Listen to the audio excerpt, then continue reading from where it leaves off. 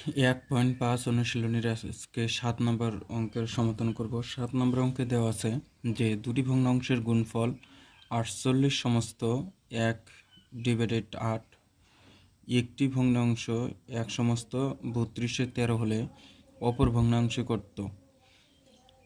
এখানে অপর ভগ্নাংশটি নির্ণয় করতে হবে, কারণ দুটি ভগ্নাংশের গুণফল দেওয়া আছে। এই অঙ্কটা দুইভাবে সমাধান করা যায়, যে আমরা যদি এই সমস্ত দিয়ে যদি এই সমস্তকে ভাগ করি তাহলে হচ্ছে অপর ভগ্নাংশটি বের হবে। আবার যদি আমরা ধরে নিয়ে যে অপর ভগ্নাংশটি ক ধরে নিয়ে যদি সমাধান করি সেটাও করা যাবে। এখানে দেওয়া আছে যে ভগ্নাংশের গুণফল 48 সমস্ত 8-এর 1 অংশ, আর একটি ভগ্নাংশ 1 সমস্ত 32/13। এখন হচ্ছে অপর ভগ্নাংশটি আমরা অপর ভগ্নাংশটি নির্ণয় করব।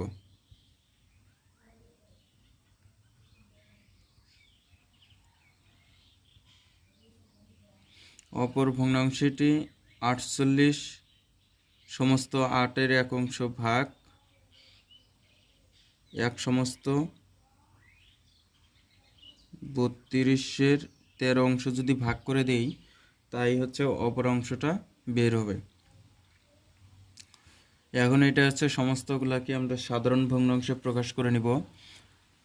48 আর 8 যদি গুণ করি তাহলে হচ্ছে 384, আর যদি 1 যোগ করি হলো 385 ডিভাইডেড 8 ভাগ 32কে 32 আর 13 যোগ করলে হচ্ছে 45 ডিভাইডেড 32। এখন এই ভাগটাকে আমরা হচ্ছে গুণের মাধ্যমে প্রকাশ করব। ভাগটাকে যদি গুণের মাধ্যমে প্রকাশ করি তাহলে হচ্ছে লবটা হয়ে যাবে হর, হরটা হয়ে যাবে লব, মানে হচ্ছে নিচের অংশ উপরে যাবে, উপরের অংশ নিচে যাবে।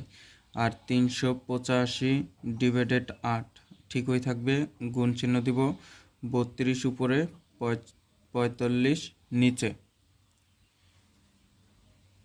এখন এটাকে আমরা হচ্ছে কাটাকাটি করব।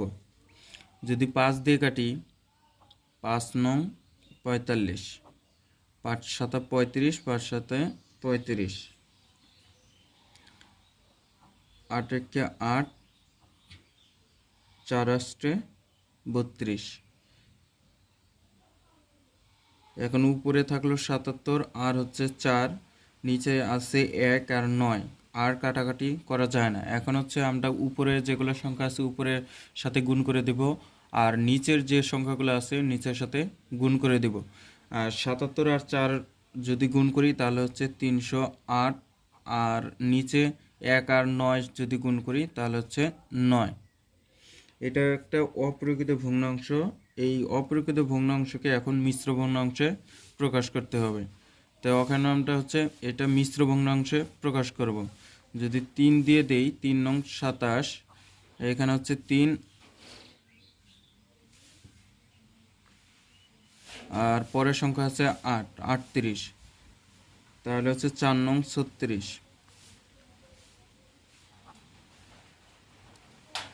38 থেকে 36 বাদ দিলে 2, তাহলে ভাগফল হচ্ছে 34, আর ভাগ শেষ হচ্ছে 2 যাবে উপরে, আর আমরা ভাজক যেটা হচ্ছে 9, আর এটা একটা হর, এই হরটা সবসময় নিচেই থাকবে 9।